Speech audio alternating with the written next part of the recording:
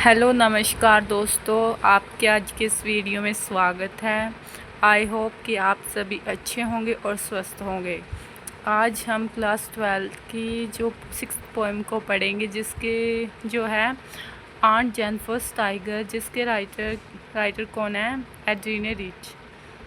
क्या है इसमें हम डिटेल में इसका एनालिसिस पढ़ेंगे। क्या है कि the story of the aunt Jennifer's life is the common story of almost all married women. They spend all their life in doing household chores from morning till evening, produce children and bring them up with loving care, put up with all the bullying of their husbands, and then at last pass into their graves with no regard from anyone. क्या है जो ये कहानी है जो aunt Jennifer's की, ये सभी साधारण विवाहित महिलाएं की है, ठीक है। और जो क्या करती हैं, अपनी पूरा जीवन, अपनी पूरी लाइफ को घर के कामों को करने में बिता देती हैं। वे बच्चा पैदा करती हैं और उनका पालन पोषण करती हैं, और जो अपने हस्बैंड की जो हैंकड़बाजियों का सामना करती हैं, और इसी तरह अपना पूरा जीवन बिता देती हैं, और अब इस तरह वह अपनी कब्रों में चली जाती हैं बिना किसी से कोई सम्मान प्राप्त किए। नेक्स्ट है Aunt Jennifer is a typical housewife. She embroiders some tigers in wool on a screen. The tigers are lovely to look at. They seem to be prancing across the screen. Some men are standing under a tree, but the don't seem afraid of them. They look very chivalric, sleek and brave.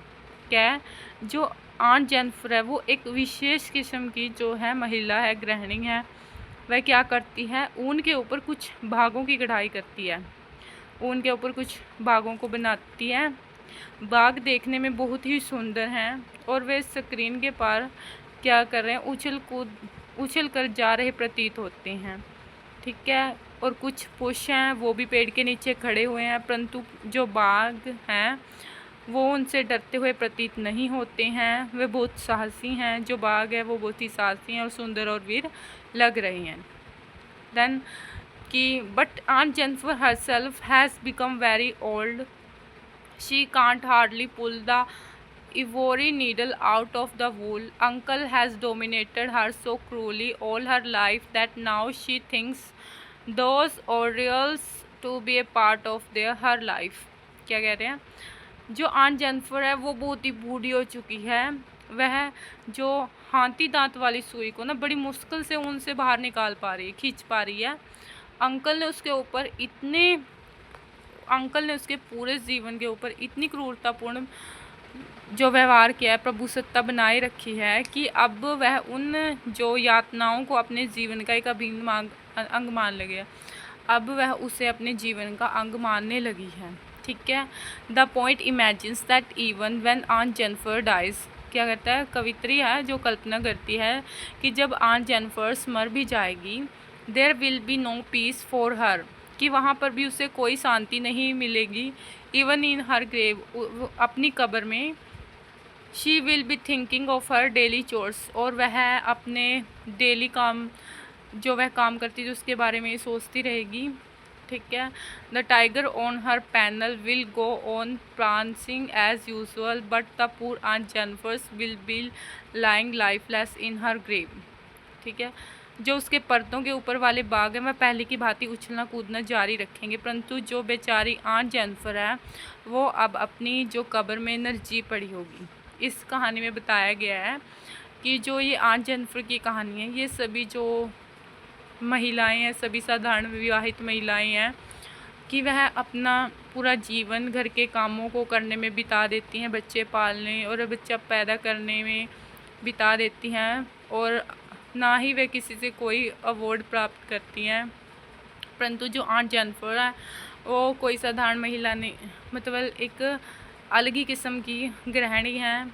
वह ऊन के ऊपर क्या करती है, कुछ भाग कढ़ाई द्वारा बनाती है, क्या करती है, कुछ भागों को बनाती है, और वो बाग है ना जो उछलते कूदते हुए प्रतीत हो रहे हैं, और पेड़ के नीचे कुछ पुष्प भी बनाए हुए हैं, परंतु जो बाग हैं वो उनसे डरते हुए प्रतीत नहीं होते हैं।